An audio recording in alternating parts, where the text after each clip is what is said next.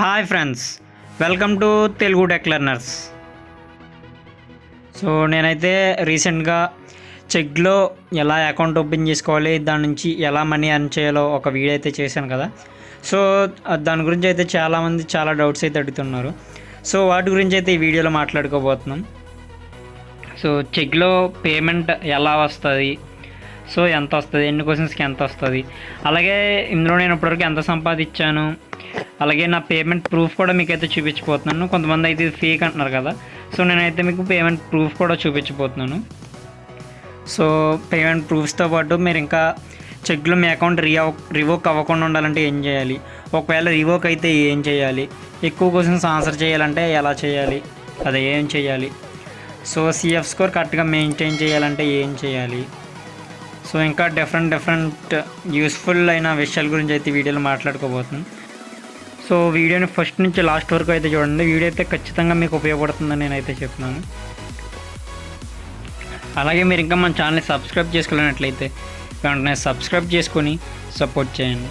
నేనైతే ఇలాంటి మరిన్ని వీడియోస్ మీ ముందుకైతే తీసుకురావడానికి ట్రై చేస్తాను. So please do subscribe. Okay, so మనమైతే ముందుగా ఒక ఆర్డర్లో అయితే వెళ్దాం. సో ఫస్ట్ క్వశ్చన్ వచ్చేసి how to find answers for subject test. So ఇవి కొన్ని అయితే ఈజీగా ఉంటాయి, కొన్ని అయితే చేయొచ్చు, కొన్ని అయితే కష్టంగా ఉంటాయి. కాబట్టి మీరు గూగుల్లో సెర్చ్ చేస్తే కనుక మీకైతే ఆన్సర్స్ దొరుకుతాయి. సో మీరు గూగుల్లో ఫస్ట్ ఒక 5 to 10 వర్డ్స్ టైప్ చేసి సెర్చ్ చేస్తే చాలు. లేదా గూగుల్ లెన్స్ ఓపెన్ చేసి మీరు ఆ ఇమేజ్ని, క్వశ్చన్ ఉన్న ఇమేజ్ని డౌన్లోడ్ చేసుకొని సో మొత్తం కాపీ కొట్టి గూగుల్లో సెర్చ్ చేసినా సరే మీకైతే దొరుకుతాయి. సో మీరు క్వశ్చన్ టఫ్గా ఉంది, అలాగే గూగుల్లో కూడా దొరకట్లేదు అనుకుంటే కనుక మీరు అక్కడ రిఫ్రెష్ చేయొచ్చు. రిఫ్రెష్ చేయగానే వేరే క్వశ్చన్ అయితే మనకు వస్తుందన్నమాట. మీరు అలా ఎన్నిసార్లు అయినా రిఫ్రెష్ చేయొచ్చు, కాకపోతే ఒక్కసారి వచ్చిన క్వశ్చన్సే మళ్ళీ వస్తూ ఉంటాయి. ఓకే, నెక్స్ట్ క్వశ్చన్ వచ్చేసి అప్లై చేసిన ఎన్ని రోజులకి అకౌంట్ యాక్సెప్ట్ చేస్తారు, అసలు యాక్సెప్ట్ చేస్తారా? సో నార్మల్గా ఇప్పుడున్న కండిషన్స్ ప్రకారం మనం అప్లై చేసిన 10 డేస్కి అయితే 10 డేస్ లోపు, 10 వర్కింగ్ డేస్ లోపు అయితే మనకి రెస్పాన్స్ వస్తుంది. సో ఈ టైం అనేది ఎప్పటికప్పుడు మారుతూ ఉంటుంది. వాళ్ళకున్న చెక్ ఎక్స్పర్ట్స్ బట్టి, డిమాండ్ బట్టి వాళ్ళైతే యాక్సెప్ట్ చేసే టైం అయితే మారుతుందన్నమాట. ఒక్కోసారి 1 month పట్టొచ్చు, ఒక్కోసారి 10 days పట్టొచ్చు, ఒక్కోసారి 3 months 2 months కూడా పట్టొచ్చు అనమాట. కానీ ఎప్పటిలోగా మీకైతే రెస్పాన్స్ వస్తుందో ఖచ్చితంగా మీకైతే స్టార్టింగ్లోనే చెప్పేస్తారనమాట. సో మీకు ఇన్ డేస్లో మీకైతే రెస్పాన్స్ వస్తుంది అనేది. అలాగే నెక్స్ట్ యాక్సెప్ట్ చేస్తారంటే మీరు ఇచ్చిన డీటెయిల్స్ అన్నీ కరెక్ట్గా ఉంటే ఖచ్చితంగా యాక్సెప్ట్ చేస్తారు. ఒకవేళ మీరు ఏదైనా డీటెయిల్స్ మిస్టేక్ ఇస్తే సో రెండోసారి కూడా అప్లై చేసుకోవచ్చు అనమాట. నెక్స్ట్ క్వశ్చన్ వచ్చేసి pay rate for each subject. అంటే ఒక్కో సబ్జెక్ట్లో ఒక్కో క్వశ్చన్కి ఎంత ఇస్తారు, అంటే ఏ సబ్జెక్ట్లో ఒక్కో క్వశ్చన్కి ఎంత ఇస్తారు.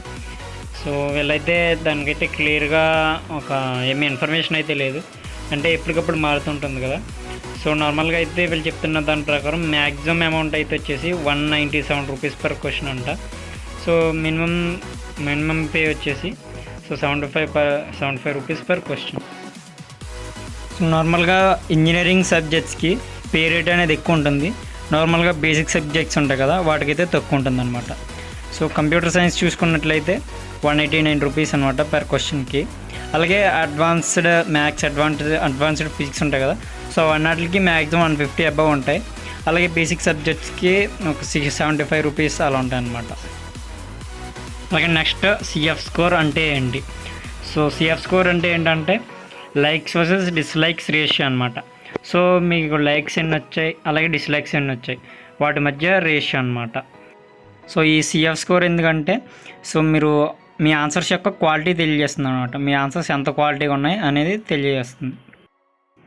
సిఎఫ్ స్కోర్ ఎంత ఉండాలంటే సో ఖచ్చితంగా ఎవ్రీ మంత్ మీ సిఎఫ్ స్కోర్ అబవ్ 80 ఉండాలి. 80% కంటే ఎక్కువ ఉండాలన్నమాట ఎవ్రీ మంత్ మీ సిఎఫ్ స్కోరు. సో 80 కంటే తక్కువ ఉంటే మీ సిఎఫ్ స్కోరు, మీ అకౌంట్ అనేది రీవర్క్ అవుతుంది, అంటే మిమ్మల్ని తీసేస్తారనమాట, మీరు ఇంకా ఆన్సర్ చేయలేరు. అలాగే నెక్స్ట్ క్వశ్చన్ వచ్చేసి how to maintain CF score above 80%. So మీకు సిఎఫ్ స్కోర్ అనేది ఎక్కువ ఉండాలంటే మీకు లైక్స్ అనేవి ఎక్కువ రావాలన్నమాట. సో లైక్స్ ఎక్కువ రావాలంటే సో మీరు ఇచ్చే ఆన్సర్స్ అనేవి కరెక్ట్గా ఉండాలి.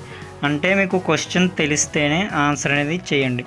అలాగే మీరు ఇచ్చే ఆన్సర్ కూడా అర్థమయ్యే విధంగా క్లియర్గా ఎక్స్ప్లెయిన్ చేస్తూ ఉండాలి. స్టెప్ బై స్టెప్ ప్రతి స్టెప్ ఎక్స్ప్లెయిన్ చేస్తూ ఆన్సర్స్ అనేవి ఇవ్వాలన్నమాట. సో ఇంకా చెప్పాలంటే మీరే ఒక స్టూడెంట్ అనుకోండి, మీరే ఒక క్వశ్చన్ అడిగారు. సో మీరు ఆన్సర్ లైక్ చేయాలంటే ఎలా ఉండాలి, మీకు క్లియర్గా అర్థమయ్యేలా కరెక్ట్ ఆన్సర్ ఇస్తేనే కదా మీరు లైక్ చేస్తారు. సో స్టూడెంట్సే కాకుండా ఒక్కోసారి చెక్ కూడా అంటే చెక్ టీం కూడా మనకైతే రివ్యూ ఇస్తుంది అనమాట, కామిక్స్ రివ్యూ. సో దానికోసం అయితే మీరు మీ ఆన్సర్ అనేది క్లియర్గా ఉండాలి, క్లియర్గా ఎక్స్ప్లెయిన్ చేస్తూ కరెక్ట్ ఆన్సర్ ఉండాలి. అలాగే ప్రతి స్టెప్ ఎక్స్ప్లెయిన్ చేస్తూ రాయాలన్నమాట. ఓకే, నెక్స్ట్ క్వశ్చన్ వచ్చేసి how to answer more questions. ఎక్కువ క్వశ్చన్స్కి ఆన్సర్ చేయాలంటే ఏం చేయాలి? సో ఎక్కువ క్వశ్చన్స్కి ఆన్సర్ చేయాలంటే ఫస్ట్ మనం బాగా చదవాలన్నమాట. సో ఇందులో క్వశ్చన్స్ దేనికి సంబంధించినవి వస్తున్నాయో సో వాటి గురించి అయితే బాగా చదవండి, సో బాగా తెలుసుకోండి. అలాగే ఇంకా ఎక్కువ క్వశ్చన్స్ అనేవి స్కిప్ చేయండి. సో ఎక్కువ క్వశ్చన్స్ స్కిప్ చేయడం వల్ల అంటే నార్మల్గా ఈజీవి అయితే తగులుతాయి కదా. సో ఎక్కువ క్వశ్చన్స్ స్కిప్ చేయండి అంటే సో తెలిసినవి కూడా స్కిప్ చేయమని కాదు, అంటే ఎక్కువ టైం స్పెండ్ చేసి ఎక్కువ క్వశ్చన్స్ స్కిప్ చేయండి కష్టమైనవన్నీ అని అర్థం. సో అప్పుడు మీరైతే ఎక్కువ క్వశ్చన్స్ అనేవి చూడగలుగుతారు, అందులో మీరు ఈజీ అయిన పిక్ చేసుకుని ఆన్సర్ చేయొచ్చు అనమాట. ఇంకా క్వశ్చన్ రాగానే వెంటనే స్కిప్ చేసేయద్దు, కొంచెం తెలిసినా సరే ఆన్సర్ చేయడానికి ట్రై చేయండి. సో అలా ఈ క్వశ్చన్కి ఆన్సర్ చేయకపోయినా నెక్స్ట్ క్వశ్చన్కి ఇదే టాపిక్ మీద నెక్స్ట్ క్వశ్చన్ వస్తే దానికైతే మీరు ఆన్సర్ చేయగలరు. నెక్స్ట్ చెక్ ఎంతవరకు పే చేస్తుంది. సో చెక్ ఎంతవరకు పే చేస్తుందంటే సో అది మీ ఓపిక అనమాట. మీరు ఎన్ని క్వశ్చన్స్ చేస్తే సో మీకు క్వశ్చన్ రేట్ పే రేట్ ఎంత ఉందో సో మీరు ఎన్ని క్వశ్చన్స్ చేశారో ఇంటూ అంత మైనస్ టీడీఎస్ డిడక్షన్ అంటే 10% తీసేస్తారు. సో అంత అన్నమాట. సో ఎంత ఉంటుంది ఎంతైనా. సో చెక్కి ఏం కావాలి, మీరు స్టూడెంట్స్ ఆన్సర్స్ చేయడం కావాలి కాబట్టి సో మీరు ఎన్ని క్వశ్చన్స్ ఆన్సర్ చేస్తే అంత పే చేస్తుంది అనమాట. సో అదంతా మీ ఓపిక. సో 1,00,000 అయినా పే చేస్తుంది. సో కాకపోతే మీరు ఇచ్చే క్వశ్చన్స్ క్వాలిటీగా ఉండాలి. ఓకే, నెక్స్ట్ క్వశ్చన్ వచ్చేసి పేమెంట్ ప్రూఫ్. ఓకే, మీకైతే నా పేమెంట్ ప్రూఫ్ అయితే చూపిస్తున్నాను. సో ఇదైతే ఫేక్ అంటున్నారు కాబట్టి కొంతమంది, సో ఇదైతే జెన్యూన్ అని నేనైతే అన్నాను కదా. సో దానికోసం నేనైతే ప్రూఫ్ అయితే చూపిస్తున్నాను. సో మీరు ఇక్కడ చూడవచ్చు సాయి అనిల్ కుమార్. సో ఇదైతే నా పేమెంట్ ప్రూఫ్. సో ఇక్కడ మీరు ఏప్రిల్, ఫిబ్రవరి, మార్చ్. సో నేనైతే ఫిబ్రవరి నుంచి చెక్ అనేది చేస్తున్నాను. అంటే ఫిబ్రవరి లాస్ట్ వీక్లో అయితే నాకు చెక్ యాక్సెప్ట్ అయింది. సో నేను ఏప్రిల్లో చూస్తున్నట్లయితే 59 క్వశ్చన్స్ అయితే ఆన్సర్ చేశాను. మార్చ్లో 14 ఎగ్జామ్స్ అయితే ఉన్నాయి ఆ మంత్లో. అలాగే ఫిబ్రవరిలో 3 క్వశ్చన్స్ అనమాట. సో పే రేట్ చూసినట్లయితే 189 రూపీస్ పర్ క్వశ్చన్. సో నేనైతే ఏప్రిల్లో యావరేజ్గా రోజుకు 2 క్వశ్చన్స్ అయితే చేశాను. సో నాకైతే 11,151 రూపీస్ అయితే చూపిస్తుంది. సో కాకపోతే అది కాదు ఫైనల్ అమౌంట్, అందులోంచి 10% అయితే టీడీఎస్ డైరెక్షన్ అయితే జరుగుతుంది. సో మీరు కూడా రోజుకి ఒక 2 క్వశ్చన్స్ చేసుకున్నా సరే యావరేజ్గా మీకైతే మంత్లీ ఈజీగా 10,000 రూపీస్ అయితే సంపాదించవచ్చు. ఇంకా మీరు మరి ఇంకా ఎక్కువ టైం స్పెండ్ చేయాలనుకుంటే మీరు ఎంత కావాలంటే అంత సంపాదించుకోవచ్చు అనమాట. మీరు ఇక్కడ చూడొచ్చు బోనస్ కూడా 926 రూపీస్ వచ్చింది. సో అంటే వీళ్ళు మీకు ఒక టైం ఇస్తారు, ఆ టైంలోపు ఇన్ని క్వశ్చన్స్ చేస్తే ఇంత బోనస్ అని ఇస్తారు. సో బోనస్ కూడా వస్తుంది, కాకపోతే మీరు ఎక్కువ క్వశ్చన్స్ అనేది చేయాలన్నమాట. ఎక్కువ క్వశ్చన్స్ చేసిన వాళ్ళకి బోనస్ కూడా వస్తుంది.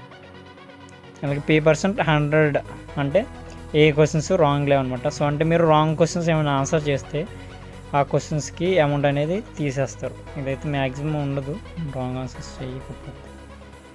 ఇక్కడ నెట్ పేమెంట్ అంటే ఈ బోనస్తో కలిపి 12,000 రూపీస్.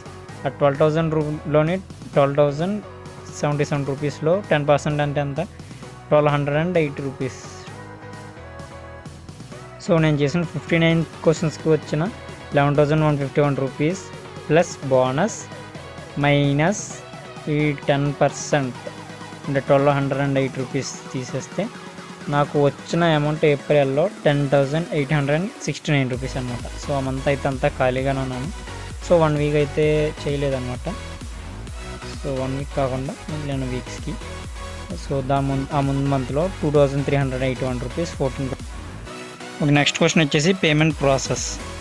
సో పేమెంట్ ప్రాసెస్ అనేది మీ డైరెక్ట్ మీ అకౌంట్కే వేస్తారు, మీ బ్యాంక్ అకౌంట్లో పడిపోతాయి అన్నమాట అమౌంట్. సో కాకపోతే ఏంటంటే ఈ మంత్ అంటే ఒక మంత్లో మీరు ఆన్సర్ చేసిన క్వశ్చన్స్కి అమౌంట్ అనేది నెక్స్ట్ మంత్ 15th పడతాయి. సో ఒక్కోసారి 15th 16th కూడా పడతాయి. సో అలాగే వాటికి సంబంధించిన పేమెంట్ డీటెయిల్స్ అనేవి మీ మెయిల్కి ఇందాక నేను చూపించాను కదా ఇప్పుడు, సో అలా మీ మెయిల్కి ఎవ్రీ మంత్ 10th వస్తాయి అన్నమాట పేమెంట్ డీటెయిల్స్. ఓకే, మీకు ఇంకా ఏమైనా డౌట్స్ ఉంటే కింద కామెంట్స్లో కామెంట్ చేయండి. Okay, thank you for watching. Don't forget to subscribe.